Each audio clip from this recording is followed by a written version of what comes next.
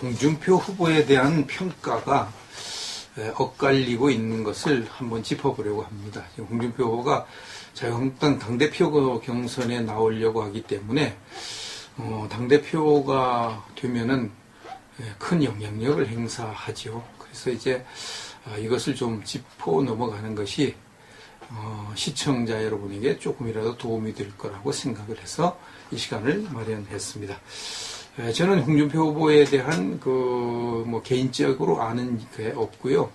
그래서 이제 다른 분들이 연구한 것, 이런 것들을 이제 참고해서 말씀을 드리려고 합니다.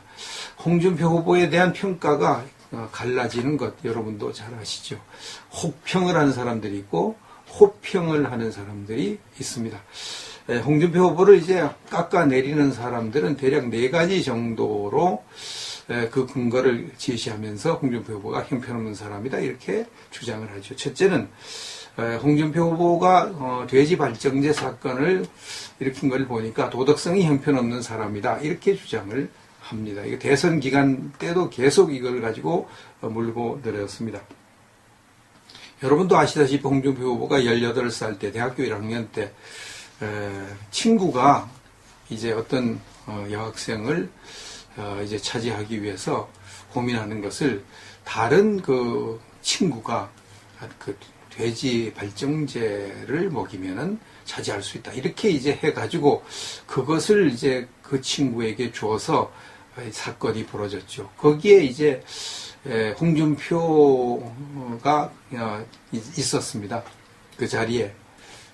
그래서 자기도 방조 내지는 동조한 사람이 됐죠. 그걸 자기가 자서전 비슷한 책을 쓰면서 고백을 하고 그때 큰 잘못을 저질렀다. 내가 철이 없어서 그랬다. 이렇게 용서를 빌었습니다. 근데 그 사람 그걸 가지고 이제 홍준표는 그거 보니까 아주 도덕성이 형편없는 사람이라고 그냥 이렇게 몰아붙입니다. 그런데 그것은 사실 따지고 보면 철없는 때 한 일이고 또 그 당시는 지금보다는 도덕성이 훨씬 낮은 수준에 있을 때 일이고 또 자기가 직접 한 것이 아니라 친구가 하는 것을 방조한 것이고 또 그것을 자기가 고백을 해서 잘못을 인정한 것입니다. 잘못한 건 사실인데 그 잘못을 인정하는 것이 훨씬 더 이제 훌륭한 일이죠. 대부분 그런 일이 있으면 감추고 시침이 떼고 그렇게 하는데 홍준표 후보는 기독교인이라서 그런지 양심적으로 그걸 밝혔습니다. 그래서 고백하고 잘못을 인정하고 용서를 구하는 용감한 일을 했습니다. 그래서 누구에게나 감추고 싶은 일, 또 감춰도 탈이 나지 않을 그런 일, 아주 어렸을 적 이런 대부분 감춥니다. 비겁한 것이죠. 그리고 자기는 그런 일이 없었던 것처럼 행동을 합니다. 사람들이 쏙습니다. 그런데 홍준표 후보는 그렇게 하지 않았습니다. 솔직하게 자기의 잘못을 자백하고 고백을 하고 용서를 빌었습니다. 그래서 홍준표 후보가 더 빛이 나는 겁니다. 어거스틴이 자기가 젊었을 때 여자를 사귀어서 사생자를 낳았다. 그리고 나는 그 여자를 버렸다. 사생자도 버렸다. 이렇게 고백을 한 것을 보고 어거스틴은 잘못은 했지만 참 훌륭한 사람이다. 그렇게 평가를 하는 거죠. 그와 똑같은 것이죠. 그래서 홍준표 후보의 그 돼지 발정제 사건으로 홍준표 후보의 도덕성이 형편없다. 이렇게 하는 것은 옳지 않습니다. 도덕성보다 훨씬 더 양심적인 사람인 것을 알 수가 있습니다.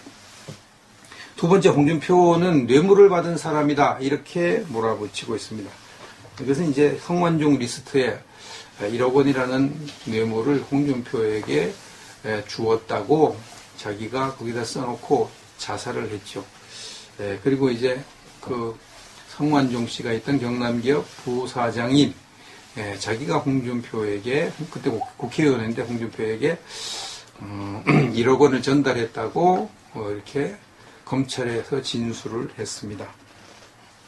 근데 1심에서는 유죄 판결을 받고 2심에서는 무죄 판결을 받았습니다. 근데 그 1심에서 할 적에는 제대로 조사도 안 하고 판결을 했다고 하고요. 2심에서는 제대로 조사를 해서 판결을 했다고 합니다.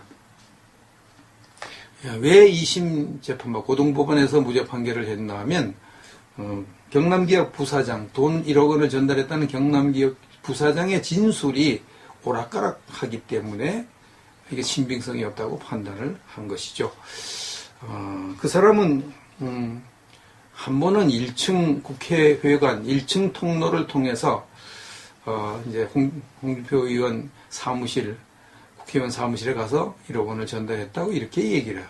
또 다른 때는 지하실 지하 주차장을 통해서 홍준표 후보에게 1억 원을 전달했다 이렇게 또 얘기하고 또 어떤 신문 보도를 보면 홍준표 후보 사무실에서 전달한 것이 아니라 지하 주차장 차 안에서 1억 원을 전달했다. 이렇게 뭐 세 가지로 왔다 갔다 진술을 했다는 겁니다. 그래서 고등법원 판사가 볼 때 이것은 진술이 신빙성이 없다. 그처럼 중요한 일을 하는데 어마어마한 일을 하는데 자기가 어디로 가서 어떻게 만나서 어떻게 좋은지도 모르고 있는 것은 있을 수 없다. 이것은 꾸며낸 일이다. 이렇게 판단을 한 거죠. 그래서 이제 그 관계자 이야기 증언하는 걸 들어보니까 배달 사고를 했을 것이다. 성완종은 1억 원 갖다 주라고 했는데 중간에 이 사람이 꿀꺽 삼켰을 것이다. 이렇게 추측을 하는 것을 보았습니다. 그래서 이런 정황을 보면 대법원 판결은 정확한 근거로 재판을 발의했나 아무래도 이걸 밝혀서 하는 건데 이렇게 진술이 왔다 갔다 하는 걸 유죄라고 판단한 리는 없죠. 그래서 대법원 판결도 무죄로 나올 가능성이 거의 99%다 이렇게 지금 보고 있는 것입니다. 그 외에는 뇌물 받은 것이 드러난 것이 없으니까 이제 홍준표가 뇌물을 받은 사람이다 이렇게 몰아붙이는 것은 어불성설이죠. 아직까지 죄가 확정도 안 됐는데 확정 안 된 거는 무죄였잖아요. 무죄. 박근혜 대통령은 지금 재판 중이니까 무죄입니다. 무죄죠. 무죄인제 탄핵을 해버려서 이게 참 엉터리죠. 우리나라 재판이 엉터리고 국회 헌법재판소 엉터리입니다. 이제 무죄죠. 이 무죄인 사람을 죄인 취급하면 더 안 되는 것입니다. 세 번째, 홍준표는 막말을 하는 사람이니까 형편없다 이렇게 주장을 합니다. 지난 대선 유세 때 홍준표 후보가 참 거친 말을 많이 했습니다. 우리 선거에서 지면 낙동강에 다 빠져 죽읍시다 이렇게 얘기하고 제주도 가서는 제주도 앞바다에 다 빠져 죽자 그러고 종편이 왜 종편인지 아느냐? 종일 편파 방송하기 때문에 종편이다. 내가 이제 집권하면 종편 2개 정도는 없애버릴 것이다. 이렇게 이야기를 하고 SBS는 내가 키운 방송인데 SBS 내가 집권하면 8시 뉴스 없애버리겠다고 하고 막 편파 방송하니까 이렇게 하고 SBS 사장, 보도본부장 목을 다 잘라야 된다고 얘기를 하고 SBS 뉴스 보지 말라 그러고 뉴스는 MBC 뉴스 보라 그러고 이렇게 하거든요. 그러니까 이런 것을 이제 그 해당자나 혹은 다른 당에서 볼 때는 완전히 막말이라고 할 만하죠. 근데 이것은 이제 막말이라기보다는 직설적으로 표현하는 것이죠. 그리고 서민적으로 표현하는 말이죠. 홍준표는 서민입니다. 완전히 흑수저로 자라나가지고 원래 이런 말을 하는 것이 체질화 됐거든요. 체질화 됐습니다. 그래서 말이 거친 것입니다. 아주 말을 고상하게 하는 스타일이 아닙니다. 체질이 그렇게 돼 있으니까. 그래서 이것은 홍준표 후보의 흠이 될 수도 있지만 이건 장점이 될 가능성이 훨씬 더 많습니다. 이건 증명이 됐죠. 지난번 대선 때 홍준표 후보가 이렇게 거칠게 직설적으로 말을 하는 것 때문에 오히려 인기가 많이 올라갔습니다. 많이 올라갔죠. 그래서 많은 사람들이 속이 시원하다. 아이고 우리가 꼭 하고 싶은 말을 해주니까 속이 시원하다고 얘기하고 일반 정치인들은 하지도 못하는 말을 막 하니까 아주 통쾌하게 여기는 사람들이 많고 그래서 많은 표를 얻은 것을 알 수 있습니다. 미국의 트럼프도 비슷한 이제 스타일이죠. 막 직선적으로 거칠게 말을 해버리고 언론을 대고 직접 쓰레기라고 하고 기자들 다 쓰레기라고 그러고 이렇게 하거든요. 그러니까 평소에 아이고 이거 언론 엉터리라고 생각하는 사람은 속이 시원한 거예요. 그런 사람들이 미국에 많습니다. 그래서 이제 트럼프가 인기를 얻어서 대통령이 되었는데 우리나라도 이제 앞으로 점점 더 그렇게 될 것입니다. 홍준표 후보가 이렇게 앞으로 거친 말을 쏟아내면 쏟아낼수록 국민들은 더 지지하게 될 것이고 시원함을 느끼게 될 것이라고 생각을 합니다. 세 번째, 홍준표 후보는 말이 왔다 갔다 하는 사람이라고 이제 주장하면서 홍준표 후보를 깎아내리고 있습니다. 홍준표 후보가 이제 태블릿 PC 사건, 최순실 그 사건 터졌을 때 초기에는 박근혜 대통령 탄핵 사건 초기에는 박근혜 대통령 막 비난을 막 했죠. 비난을 했습니다. 나중에 이제 실상을 알고 반대편으로 돌아서서 박근혜 대통령 옹호하는 편을 들었습니다. 그리고 또 뭐 때로는 막 최순실에게 휘둘린 것이 화가 나니까 그리고 또 이렇게 보수가 다 망가진 게 화가 나니까 막 아이고 정말 탄핵을 당해도 싸다는 말도 막 하고 그랬습니다. 성질 나잖아요. 성질 납니다. 답답하죠. 그러니까 그렇게 말을 해서 그건 본심이 아니고 이 홍준표의 기본적인 입장은 박근혜 대통령이 잘못한 거 있는 건 맞다. 그러나 탄핵을 당할 만큼 잘못한 것은 아니다. 이게 기본 입장입니다. 잘못한 것이 있죠. 박근혜 대통령이 무슨 완벽합니까? 좌파를 등용해서 뭘 하려고 하다가 결국은 좌파에게 당한 것들을 비롯해서 소통을 안 한 것을 비롯해서 최순실을 가까이 한 걸 비롯해서 이런 것이 다 모아져서 이런 일을 당했으니까 막 성질 나잖아요. 그것 때문에 우리 보수가 괴멸 상태에 들어갔으니까 이 보수의 리더로서 홍준표는 성질 날만도 합니다. 성질 날만도. 그러니까 뭐 탄핵을 당해서 싸다는 말이 막 나올 수도 있는 겁니다. 그렇게 얘기한 걸 가지고 홍준표는 언제는 탄핵을 당해야 된다고 그랬다고 언제는 또 탄핵하면 안 된다 그러고 말이 왜 왔다 갔다 하냐 지 편한 대로 한다고 막 이렇게 몰아붙이는데 이것은 이제 홍준표의 본심이 무엇이냐 왜 그런 말을 했느냐 이런 것을 따지지 않고 할 때 그런 혹평을 하는 것입니다. 홍준표 후보가 이렇게 여러 가지 일들을 하고 이렇게 하고 좀 흠을 잡고 있지만 그걸 모든 것을 덮을 수 있고 덮고도 남을 수 있을 정도로 장점이 많은 사람입니다. 사람은 누구나 다 단점이 있고 장점이 있어요. 완벽한 사람 한 사람도 없습니다. 그런데 장점을 보고 사람을 평가하는 것이 옳습니다. 장점이 단점을 커버하고 남으면 그 사람은 훌륭한 사람입니다.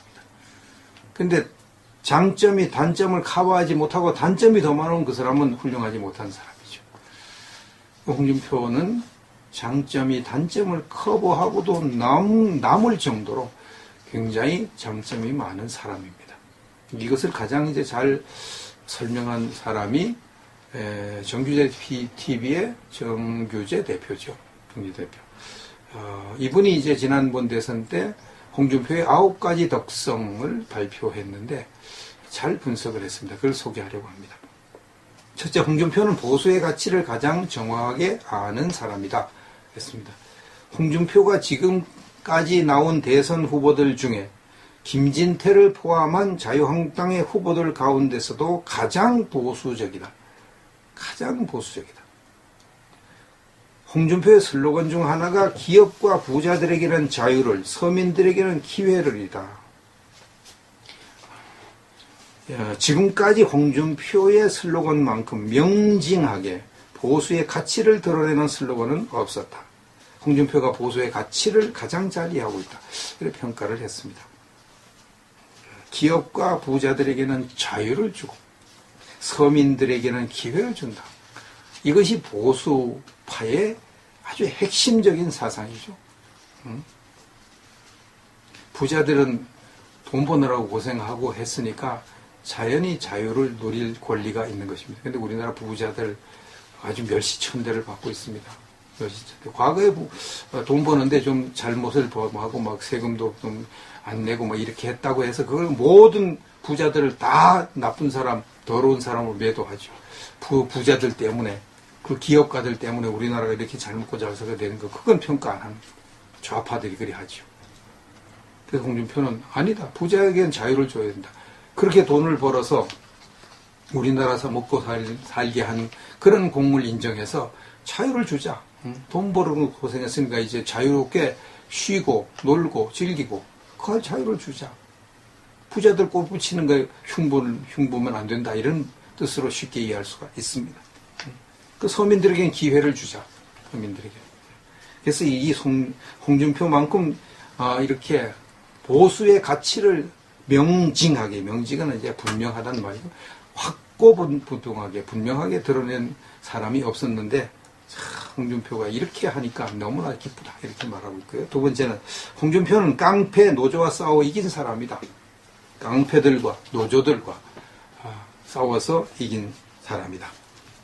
이 대한민국 중에 노조 중에서도 가장 세다고 정평이 나 있는 공공의료 노조와 싸워 이겼습니다. 공공의료 노조. 진주의료원 있죠? 진주의료원. 이 공공의료 노조원이 가장 세다고 철밥통 중에 철밥통이라고 하는데 그들과 싸워 이겨서 진주의료원 폐쇄시켜 버렸으면 난리가 나고요. 막 욕 바가지로도 먹고 뭐 퇴임하는 날까지 와서 욕을 퍼부대고 그래도 그걸 해결했어. 그 적자투성이 뭐 의사 간호사들이 치료하는 환자보다도 많은 그런 의료원을 폐지를 했습니다. 이긴 거죠. 대한민국 강성노조는 그 자체로도 정당을 만들 정도로 굉장히 아주 강한 단체죠. 단체죠. 민주노동당 과거에 다 만들어가지고 했죠. 노조가. 그랬습니다. 지금도 뭐 여기에 정의당이 다 여기 노조들 등에 업고 하고 있습니다. 더불어민주당, 국민의당 다 강성 노조를 등에 업고 지금 하고 있습니다. 그만큼 이 노조가 셉니다. 대한민국의 노조는요, 전투력만은 세계 최강이다. 이렇게 평가해요. 전투력. 얼마나 센지요. 세계 최강이라고 평가할 만하다고 경주재 씨가 말했습니다. 그 중에 가장 전투적인 노조는 공공의료 노조다. 근데 그 의료 노조를 공격해서 철밥통을 깨뜨린 사람이 홍준표니까 홍준표가 얼마나 대단한 사람이냐. 대단한 사람이냐. 대한민국에서 노동조합과 싸워서 유일하게 이긴 지도자가 홍준표다. 지금까지 이렇게 한 사람이 진짜 없죠. 이게 홍준표니까 가능하죠. 그리고 홍준표는 모래시계 검사로서 대한민국 깡패와 싸워 이긴 사람. 깡패들은 그냥 인정사정 없이 막 처단을 한 사람으로 유명하죠. 그 다음에 세 번째 홍준표는 안보관이 확고한 사람. 안보관. 뭐 전술 핵무기를 재배치해야겠다. 북한이 핵무기를 가지고 있으니까 우리도 전술 핵무기를 재배치해야 된다고. 과거에 우리 미군이 전술 핵을 가지고 있었는데 다 비핵화 때문에 가져갔는데 그거 다시 갖다 놔서라도 북한의 핵을 제거해. 당연히 그래야 됩니다. 북한 핵을 제거하지 못하면 당연히 우리도 핵으로 무장해야 됩니다. 그것이 살 길이죠. 그리고 북한의 특수부대 대응하기 위해서 해병 특전사를 만들겠다고 공언을 하기도 하고요. 미국이 북한을 선제 타격하는 거 나는 지지한다고 이야기를 하고 이렇게 확고부동한 안보관, 북한은 없어져야 할 나라, 응징해야 할 나라 이렇게 보수의 이상 가치를 그대로 주장한 사람이다. 네 번째 홍준표는 흑수저 출신이다. 어릴 땐 정말 고생하고 어머니 아버지 장사하는데 따라다니면서 도와주고 리어카 끌고 다니고 이렇게 성장을 했습니다. 이사를 하도 다녀가지고 어릴 때 친구들이 없을 정도로 고생을 했습니다. 이런 홍준표가 검사가 되고 대한민국의 대통령 후보가 되고 뭐 당대표가 된다. 그럼 그것만 가지고도 힘없는 가정의 출신 젊은이들은 희망을 가질 수가 있죠. 희망을. 홍준표 되는 거 보니 우리나라도 희망이 있구나. 그렇게 되는 것이죠. 그래서 이 홍준표만 봐도 대한민국은 헬조선 아니다. 사람들이 자꾸 대한민국을 지옥 같은 조선이라고, 지옥 같은 조선, 이 조선이라는 말을 붙이는 건 좌파들인데, 북한이 북조선이잖아요. 북조선. 뭐 헬한국이라고 그래야 되는데 왜 헬조선이라고 이렇게 말을 하냐 이 말이에요. 한국이 우리나라 조선도 아닌데. 그래서 이렇게 지옥 같은 한국이라고 하는 것 아니다. 홍준표가 이렇게 되는 거 봐라. 무슨 지옥 같은 조선이냐. 지옥 같은 조선은 북한이지. 말을 하고 있습니다. 다섯 번째, 홍준표는 피와 구분이 확실하다.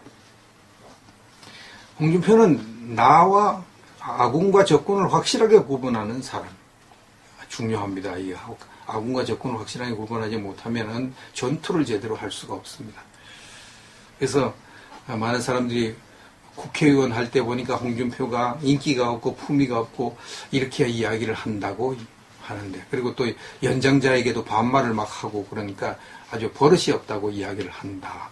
근데 홍준표는 왜 연장자에게 반말을 하느냐? 자기는 아무 연장자에게 반말하는 게 아니라는 겁니다.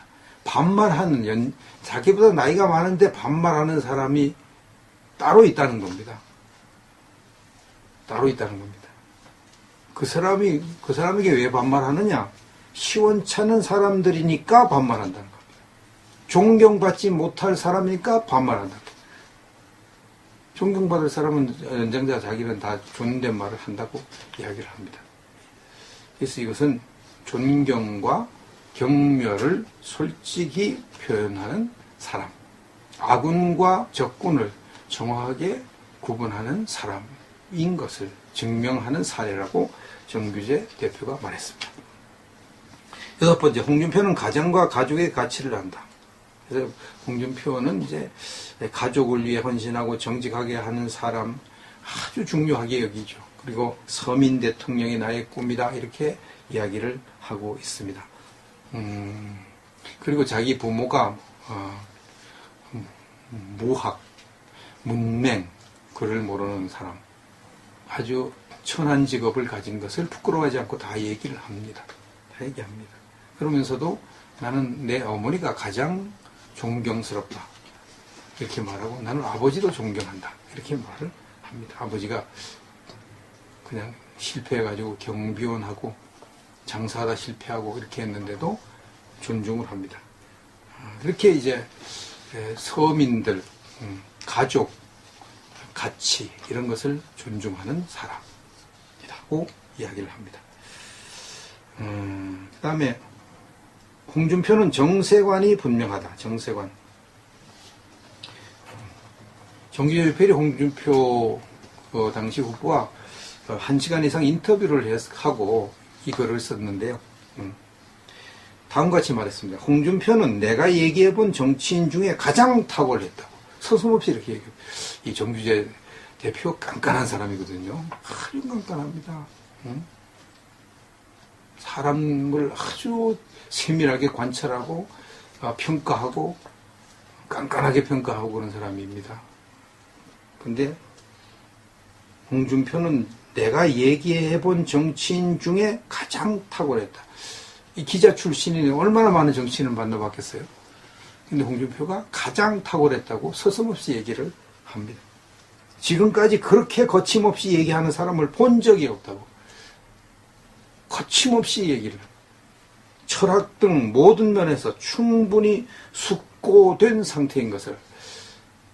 머리에 그냥 철학, 사상, 안보, 정세 이게 팍 정립이 돼가지고 질문하면 그냥 아무 준비도 없이 그냥 막 나오고, 인터뷰할 때 아무것도 준비 안 하고 막 얘기를 하더래요.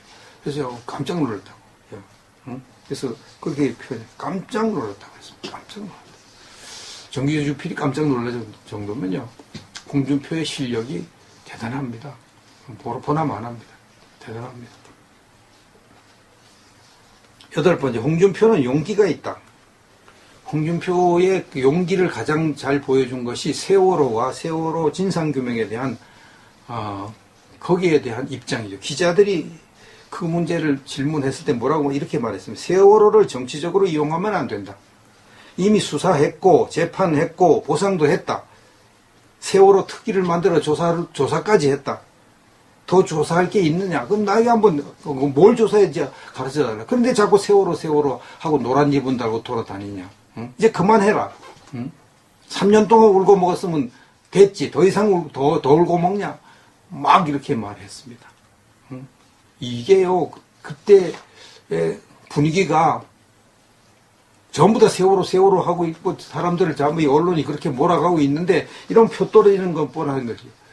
그것도 이런 말을 했어요. 얼마나 용기 있습니까? 저도 이런 얘기 들으니까 속이 시원하더라고요. 이게 지도자입니다. 지도자. 잘못을 잘못이라고 말하는, 표에 관계없이 잘못을 잘못이라고 말하는 지도자. 용기 있는 지도자죠. 9번째 마지막으로 홍준표는 자신감이 있다. 자신감이 있다. 사람들이 홍준표를 홍트럼프라고 말하는데 홍준표가 트럼프보다 훨씬 낫다고 정주희 대표는 평가했습니다. 트럼프보다 훨씬 낫다.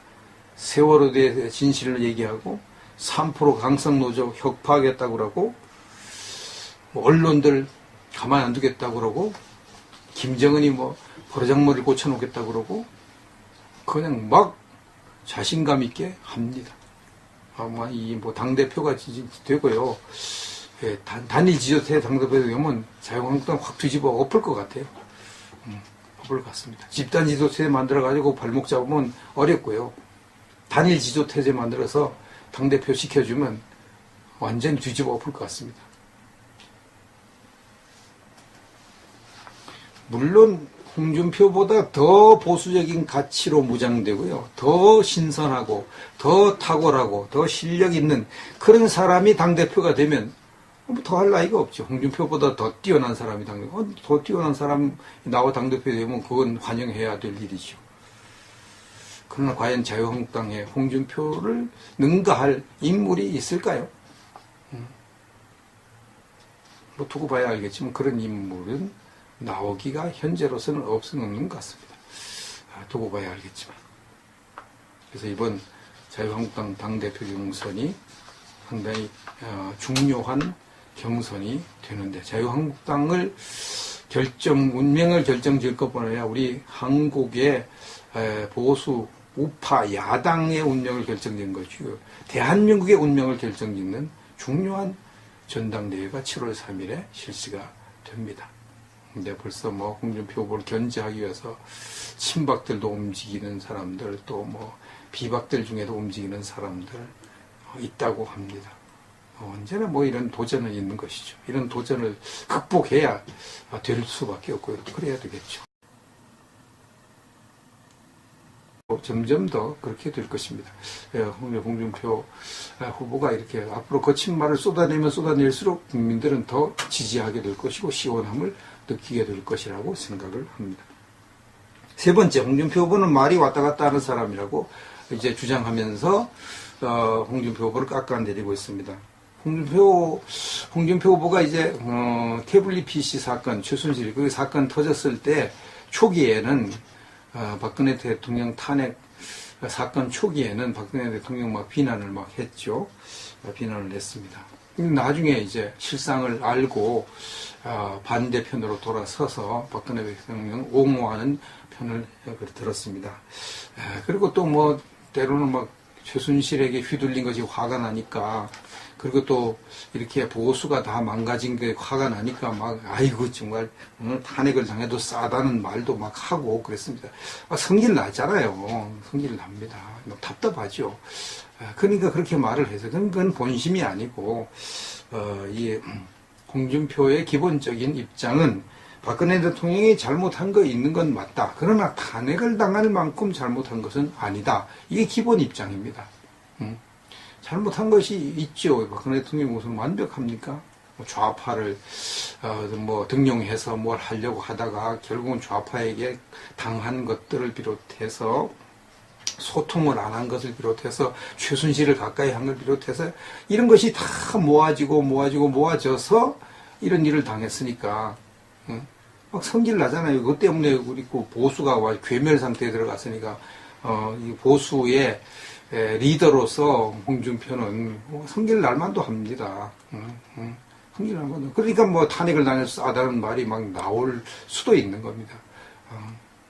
그렇게 얘기한 걸 가지고 뭐 홍준표는 뭐 언제는 탄핵을 당해야 된다고 그랬다고 언제는 또 탄핵하면 안 된다 그러고 말이 왜 왔다 갔다 하냐 지 편한 대로 한다고 막 이렇게 몰아붙이는데 이것은 이제 홍준표의 본심이 무엇이냐 왜 그런 말을 했느냐 이런 것을 따지지 않고 할 때 그런 혹평을 하는 것입니다.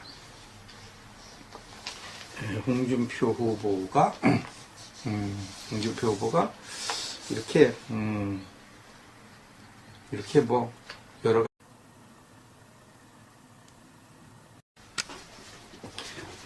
홍준표 후보에 대한 평가가 엇갈리고 있는 것을 한번 짚어보려고 합니다. 홍준표 후보가 자유한국당 당대표 경선에 나오려고 하기 때문에 당대표가 되면은 큰 영향력을 행사하죠. 그래서 이제 이것을 좀 짚어 넘어가는 것이 시청자 여러분에게 조금이라도 도움이 될 거라고 생각을 해서 이 시간을 마련했습니다. 저는 홍준표 후보에 대한 뭐 개인적으로 아는 게 없고요. 그래서 이제 다른 분들이 연구한 것 이런 것들을 이제 참고해서 말씀을 드리려고 합니다. 홍준표 후보에 대한 평가가 갈라지는 것 여러분도 잘 아시죠. 혹평을 하는 사람들이 있고 호평을 하는 사람들이 있습니다.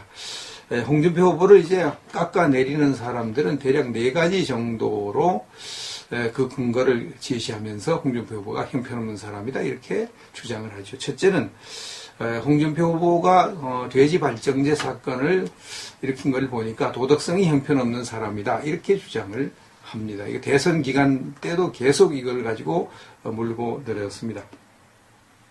여러분도 아시다시피 홍준표 후보가 18살 때 대학교 1학년 때 친구가 이제 어떤 여학생을 이제 차지하기 위해서 고민하는 것을 다른 그 친구가 그 돼지 발정제를 먹이면은 차지할 수 있다. 이렇게 이제 해가지고 그것을 이제 그 친구에게 주어서 사건이 벌어졌죠. 거기에 이제 홍준표가 있었습니다. 그 자리에.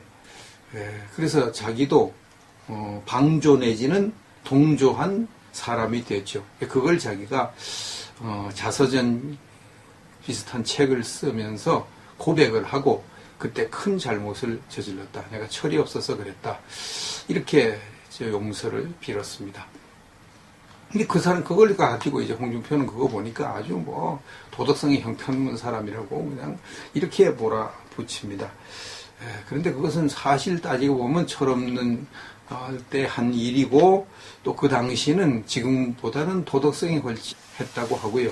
2심에서는 제대로 조사를 해서 판결을 했다고 합니다. 왜 2심 재판부 고등법원에서 무죄 판결을 했나 하면 경남기업 부사장 돈 1억 원을 전달했다는 경남기업 부사장의 진술이 오락가락하기 때문에 이게 신빙성이 없다고 판단을 한 것이죠. 그 사람은 한 번은 1층 국회의관 1층 통로를 통해서 이제 홍준표 의원 사무실 국회의원 사무실에 가서 1억 원을 전달했다고 이렇게 얘기를 해요. 또 다른 때는 지하실 지하 주차장을 통해서 홍준표 후보에게 1억 원을 전달했다 이렇게 또 얘기하고 또 어떤 신문 보도를 보면 홍준표 후보 사무실에서 전달한 것이 아니라 지하 주차장 차 안에서 1억 원을 전달했다. 이렇게 뭐 3가지로 왔다 갔다 진술을 했다는 겁니다.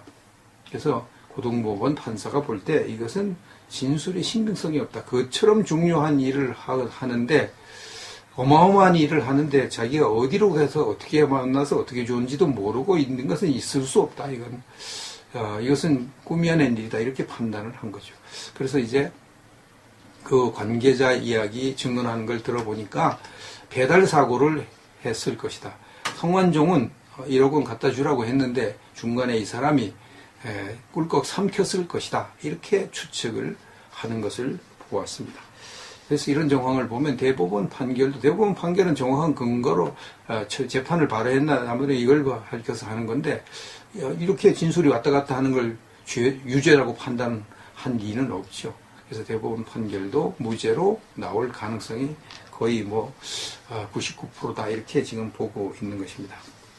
그 외에는 뇌물 받은 것이 드러난 것이 없으니까 이제 홍준표가 뇌물을 받은 사람이다 이렇게 몰아붙이는 것은 어불성설이죠. 아직까지 죄가 확정도 안 됐는데, 확정 안 된 거는 무죄였잖아요. 무죄. 박근혜 대통령도 지금 재판 중이니까 무죄입니다. 무죄죠. 무죄 이제 탄핵을 해버려서 이게 참 엉터리죠. 우리나라 재판이 엉터리고 국회 헌법재판소 엉터리입니다. 이제 무죄죠. 이 무죄인 사람을 죄인 취급하면 더 안 되는 것입니다. 낮은 수준에 있을 때 일이고, 또 자기가 직접 한 것이 아니라 친구가 하는 것을 방조한 것이고, 또 그것을 자기가 고백을 해서 잘못을 인정한 것입니다. 잘못한 건 사실인데 그 잘못을 인정하는 것이 훨씬 더 이제 훌륭한 일이죠. 대부분 그런 일이 있으면 감추고 시침이 떼고 그렇게 하는데, 홍준표 후보는 기독교인이라서 그런지 양심적으로 그걸 밝혔습니다. 그래서 고백하고 잘못을 인정하고 용서를 구하는 용감한 일을 했습니다. 그래서 누구에게나 감추고 싶은 일, 또 감춰도 탈이 나지 않을 그런 일, 아주 어렸을 적 이런 대부분 감춥니다. 비겁한 것이죠. 그리고 자기는 그런 일이 없었던 것처럼 행동을 합니다. 사람들이 쏙습니다. 그런데 홍준표 후보는 그렇게 하지 않았습니다. 솔직하게 자기의 잘못을 자백하고 고백을 하고 용서를 빌었습니다. 그래서 홍준표 후보가 더 빛이 나는 겁니다. 어거스틴이 자기가 젊었을 때 여자를 사귀어서 사생자를 낳았다. 그리고 나는 그 여자를 버렸다. 사생자도 버렸다. 이렇게 고백을 한 것을 보고 어거스틴은 잘못은 했지만 참 훌륭한 사람이다. 그렇게 평가를 하는 거죠. 그와 똑같은 것이죠. 그래서 홍준표 후보의 그 돼지 발정제 사건으로 홍준표 후보의 도덕성의 형편없다. 이렇게 하는 것은 옳지 않습니다. 도덕성보다 훨씬 더 양심적인 사람인 것을 알 수가 있습니다. 두 번째, 홍준표는 뇌물을 받은 사람이다. 이렇게 몰아붙이고 있습니다. 이것은 이제 성완종 리스트에 1억 원이라는 뇌물을 홍준표에게 주었다고 자기가 거기다 써놓고 자살을 했죠.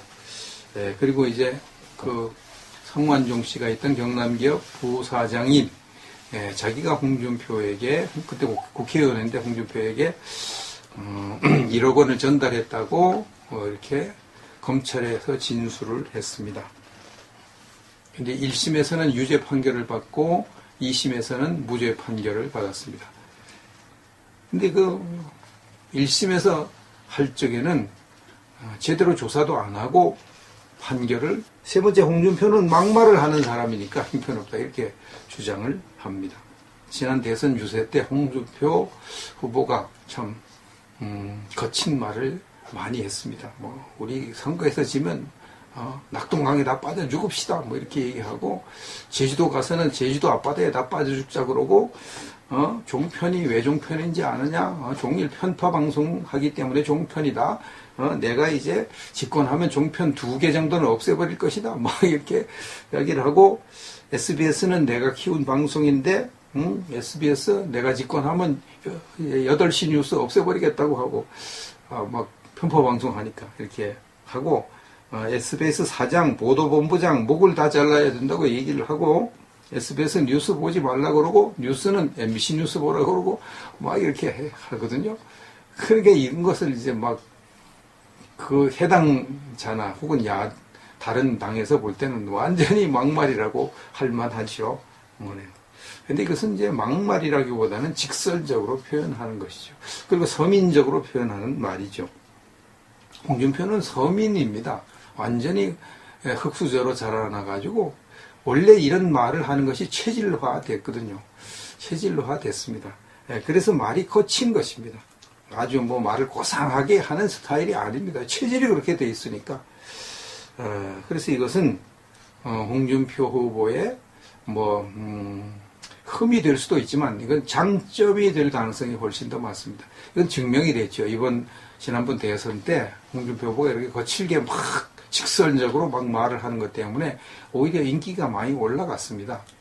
많이 올라갔죠. 그래서 많은 사람들이 속이 시원하다. 아이고, 우리가 꼭 하고 싶은 말을 해주니까 속이 시원하다고 얘기하고, 일반 정치인들은 하지도 못하는 말을 막 하니까 아주 통쾌하게 여기는 사람들이 많고, 그래서 많은 표를 얻은 것을 알 수 있습니다. 미국의 트럼프도 비슷한 이제 스타일이죠. 막 직선적으로 막 거칠게 막 말을 해버리고, 뭐 언론을 대고 막 직접 쓰레기라고 막 하고, 기자들 다 쓰레기라고 그러고 막 이렇게 막 하거든요.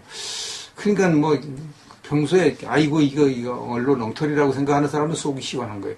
그런 사람들이 미국에 많습니다. 그래서 이제 트럼프가 인기를 얻어서 대통령이 되었는데, 우리나라도 이제 앞으로